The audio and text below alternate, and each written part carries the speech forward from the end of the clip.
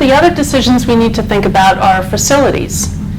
So where should our facilities be located, and how many facilities should we have, and then what kind of facilities should they be? So we need to think about all these aspects when we make our facility decisions. So as I said, the two main elements that to start off with for our facility decisions are where in the world should the facilities be located, and then how many facilities should we have.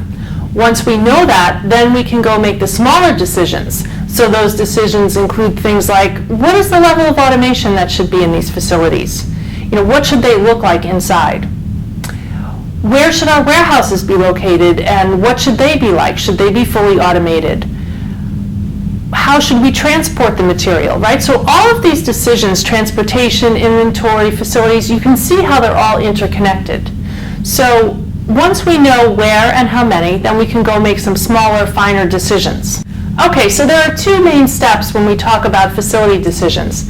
The first one is selecting potential sites. So we don't usually consider the entire world to be a potential site. We limit it to certain sites, and from those we're going to select them.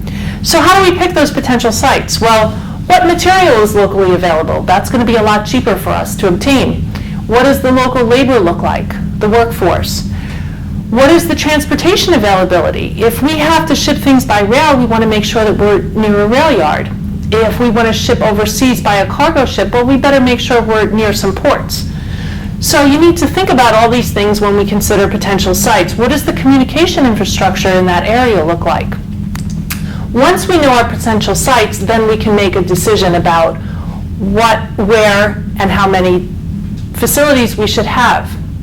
Now, this is a very hard problem, usually an very advanced topic, but these decisions include balancing out the fixed cost of opening a facility, or the facility costs, and then the transportation costs.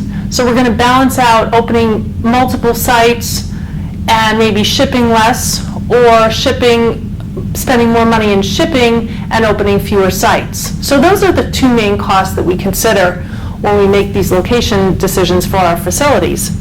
Then there's other things to make the problem even more complex.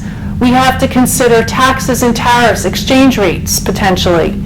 Lots of other things. Employee satisfaction. Maybe you're relocating your employees. You want to make sure that you're actually going to be able to get your employees to go where you're relocating to, so that you don't have high turnover. All these things should be considered. Some of them are very hard to quantify.